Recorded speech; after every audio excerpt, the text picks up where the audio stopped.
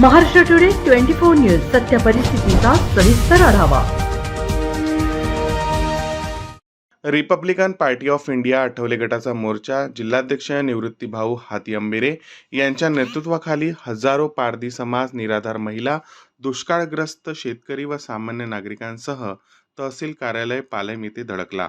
या मोर्चाची सुरुवात शनिवार बाजार पालम येथून झाली। वाजत गाजत डॉक्टर बाबासाहेब आंबेडकरांचा विजय असो, संविधानाचा विजय असो अशा घोषणा देत मुख्य चौकातून वाजत गाजत तहसील कार्यालय पालम येथे धडकला। यावेळी या मोर्चाच्या सभेत रूपांतर झाले।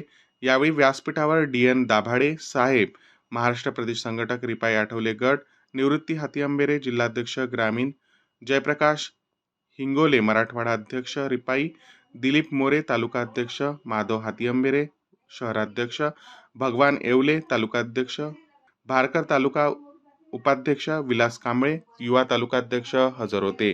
यावेळी व्यासपीठावर बोलताना निवृत्तीभाऊ हातीअंबेरे यांनी प्रशासनिक व्यवस्था व सत्तेतील राजकीय लोकांची सर्वसाधारण गायरानधारक पारधी समाजांवर अन्यायाबद्दल वाचा फोडत इशारा दिला की गायराना धारकांना न्याय दिलाच पाहिजे।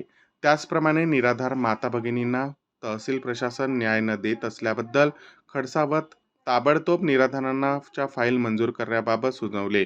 यावेळी गंगाखेड विधानसभा मतदारसंघाचे आमदार रत्नाकर गुट्टे यांच्यावर हल्ला चढवला। केवळ हजारो कोटींचे काम आणली सांगण्यापेक्षा ती बोगस कशी झाली यावर लक्ष देण्यास सांगण्यात नगरपंचायत पालमचे लोकप्रतिनिधी, नगरसेवक व नगरपंचायत प्रशासनावर हल्ला चढवत हा भ्रष्टाचाराचा आमदार साहेबांना दिसत नाही का म्हणून विचारणा केली व नगरपंचायत भ्रष्टाचार विरोधात लढणाऱ्या रामजी मणियार यांच्या उपोषणास व आंदोलनास सर्वांनी पाठिंबा देण्याची गरज असल्याचे सुचवात केले। तसेच आमदार साहेब यांना येणाऱ्या विधानसभेत त्यांनी जागा दाखवून देऊ असे सांगितले। यावेळी अध्यक्षीय भाषणात DN दाभाडे यांनी राजकीय व्यवस्थेवर हल्ला चढवत पारधी समाजाला, निराधार महिलांना, दुष्काळग्रस्त शेतकरी यांना न्याय देण्याचे आश्वासन दिले। यावेळी नायब तहसीलदार तेलघरे यांना निवेदन देण्यात आले। कार्यक्रमाचे सूत्रसंचालन रमेश सावळे यांनी केले तर कार्यक्रमाला पत्रकार शांतीलाल शर्मा, चांदभाई दांबोळी, रामजी मणियार हजर होते। यावेळी रिपाई गटाच्या वतीनं त्यांचा सत्कार करण्यात आला।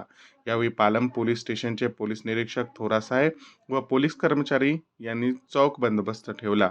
महाराष्ट्र टुडे मराठीसाठी ब्युरो रिपोर्ट रामप्रसाद मणियार, पालम, परभणी।